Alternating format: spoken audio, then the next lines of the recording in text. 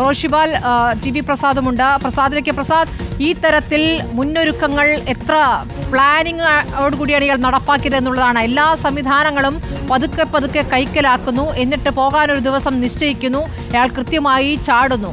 ഇത് ജനങ്ങളുടെ പുറത്ത് നാട്ടുകാരുടെ ഒരു ജാഗ്രത കൊണ്ടാണ് ഇയാൾ ഇപ്പോൾ പിടിയിലായിരിക്കുന്നത് എന്നൊരു കാര്യം കൂടിയാണ് നമ്മുടെ മുന്നിലുള്ള യാഥാർത്ഥ്യം.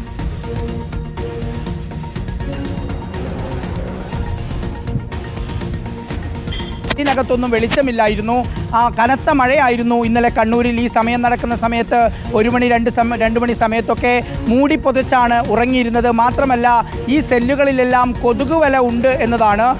ഈ ഗോവിന്ദച്ചാമി കടന്നിരുന്നത് ചുമരിനോട് ചേർന്നായിരുന്നു.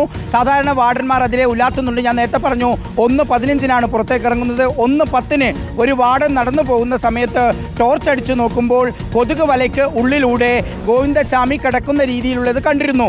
അതിനുശേഷവും അതുവഴി ഉലാത്തുന്ന സമയത്ത് അതേ രൂപം ഉണ്ടായിരുന്നു. അങ്ങനെയെങ്കിൽ നമുക്ക് സംശയിക്കേണ്ടത് ഗോവിന്ദച്ചാമി തലയണ വെച്ച് ഗോവിന്ദച്ചാമിയുടെ രൂപം ഉണ്ടാക്കിയതിന് ശേഷമായിരിക്കണം പുറത്തേക്ക് കടന്നത് എന്നുള്ളതാണ്. കമ്പി മുറിക്കുന്നതിലേക്ക് വന്നാൽ 2 കമ്പികളാണ് താഴത്തെ ഭാഗത്ത് നിന്ന് മുറിച്ചിരിക്കുന്നത്. അത് മുറിക്കാൻ ഉപയോഗിച്ചിരിക്കുന്നത് ഹാക്സോ ബ്ലേഡ് ആണോ എന്ന് സംശയിക്കുന്നു. ഹാക്സോ ബ്ലേഡ് എങ്ങനെ കിട്ടി എന്ന് ചോദിച്ചാൽ 10ാം ബ്ലോക്കിലടക്കം കണ്ണൂർ ജില്ലാ സെൻട്രൽ ജയിലിൽ പലയിടങ്ങളിലും ഇപ്പോഴും നിർമ്മാണ പ്രവർത്തനങ്ങൾ പുരോഗമിക്കുന്നുണ്ട്. ആ 10ാം ബ്ലോക്കിനകത്ത് നിന്ന് ഇവർക്ക് പുറത്തേക്ക് വിടുന്ന സമയത്ത് ഈ ഹാക്സോ ബ്ലേഡ് കൈക്കലാക്കിയിരിക്കണം എന്നുള്ളതാണ് ഇവർ കരുതുന്നത്. അങ്ങനെ ഹാക്സോ ബ്ലേഡ് കൊണ്ട് മുറിച്ച് അവിടെ വെള്ളമാക്കി അവിടെ ഉപ്പിട്ടിട്ട് ഈ ഇരുമ്പ് തുരുമ്പിപ്പിച്ചു എന്നുള്ളതാണ് ഉദ്യോഗസ്ഥർ സംശയിക്കുന്നത്.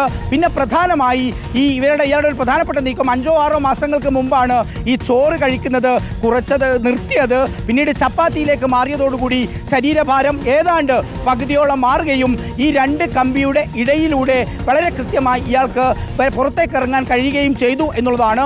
അതിൻ്റെ പുറത്ത്, അതായത് സെല്ലിൻ്റെ പുറത്താണ് വരാന്ത. ആ വരാന്തയിൽ ഉണക്കിയിടാറുണ്ട് വസ്ത്രങ്ങൾ. അങ്ങനെയുള്ള വസ്ത്രങ്ങളാണ് എടുത്ത് കൂട്ടിക്കെട്ടിയത്.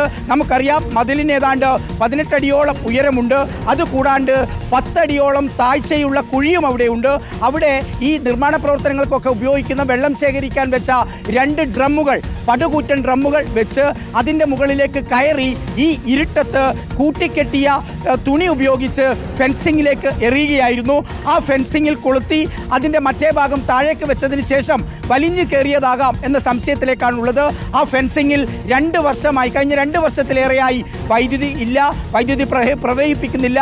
അതെന്തുകൊണ്ടാണ് എന്ന കാര്യം ഇനിയിപ്പോൾ ജയിൽ വകുപ്പാണ് വിശദീകരിക്കേണ്ടത്. അങ്ങനെ ആ ഫെൻസിങ്ങിൻ്റെ കമ്പിയിൽ ചുറ്റി അതുവഴി തുണി പിടിച്ച് മുകളിലേക്ക് വലിഞ്ഞു കയറി എന്നാണ് പറയുന്നത്. നേരത്തെ ഷേർലി വാസ് പറയുന്നുണ്ടായിരുന്നു, 2ാമത്തെ കൈപ്പത്തി ഇല്ലെങ്കിൽ പോലും 2 കൈയുള്ള ആൾ ചെയ്യുന്ന എല്ലാ കാര്യങ്ങളും ആ കൈപ്പത്തി ഇല്ലാത്ത കൈകൊണ്ട് അയാൾ ചെയ്യുന്നുണ്ട് എന്ന്. അങ്ങനെയെങ്കിൽ ആ മതിലിലേക്ക് വളരെ സുഗമമായി അയാൾക്ക് വലിഞ്ഞു കയറാൻ കഴിഞ്ഞു എന്നതാണ്. അങ്ങനെ ഫെൻസിങ്ങിൻ്റെ മുകളിലെത്തി, മതിലിൻ്റെ മുകളിലെത്തി. ആ മതിലിൽ നിന്ന് വീണ്ടും ഫെൻസിങ്ങിലേക്ക് ആ തുണി താഴേക്കിട്ടു. ആ തുണിയുടെ ദൃശ്യങ്ങളാണ് കാണുന്നത്. അതുവഴി പിടിച്ച് ഇറങ്ങിയതാകാം എന്നുള്ളതാണ് ഉദ്യോഗസ്ഥർ സംശയിക്കുന്നത്. ഒരു കാര്യം ഉറപ്പാണ് ശ്രുതി, കഴിഞ്ഞ മാസങ്ങളായി നടത്തിയ വലിയ തയ്യാറെടുപ്പിൻ്റെ ഭാഗമായാണ് ഈ ജയിൽ ചാട്ടം. ജയിൽ വകുപ്പിന് ഗുരുതരമായ വീഴ്ചയുണ്ട്. കാരണം ഗോവിന്ദച്ചാമിയെ പോലെയുള്ള കൊടും ക്രിമിനൽ താമസിക്കുന്ന സ്ഥലത്ത് അദ്ദേഹത്തെ വാച്ച് ചെയ്യാനുള്ള സംവിധാനം നമ്മുടെ ജയിൽ വകുപ്പിന് ഉണ്ടായില്ല എന്നുള്ളതാണ് ഇതിലെ ഗുരുതരമായ ഒരു കാര്യം. ഇത്ര കാലമായി ആ കമ്പി മുറിക്കാൻ ശ്രമിച്ചിട്ടുണ്ടെങ്കിൽ എന്തുകൊണ്ട് അറിഞ്ഞില്ല എന്ന ചോദ്യമുണ്ട്.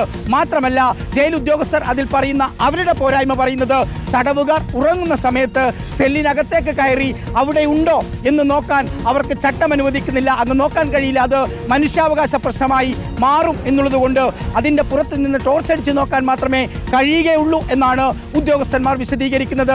പക്ഷേ എന്നാലും ഈ പറയുന്ന 3 വാർഡന്മാരുടെ ചുമതലയുള്ള ബ്ലോക്ക്, ഒരു ഹെഡ് വാർഡൻ ഉണ്ടാകും, 2 വാർഡൻ ഉണ്ടാകും. ഓരോ സെല്ലിൻ്റെയും മുന്നിലൂടെ 5 മിനിറ്റ് ഇടവിട്ടെങ്കിലും അതിലൂടെ ഉലാത്തണം എന്നുള്ളതാണ് ഇവർ കാലാകാലങ്ങളായി നടന്നു പോകുന്നത്. പക്ഷേ സമീപകാല ചരിത്രത്തിൽ ഒരിക്കലും ഈ ഹാക്സോ ബ്ലേഡ് അടക്കം അയാൾ എങ്ങനെ കൊണ്ടുവച്ചു എന്ന ചോദ്യം കൂടിയുണ്ടല്ലോ. അതിലും പരിശോധന നടത്തേണ്ടതല്ലേ?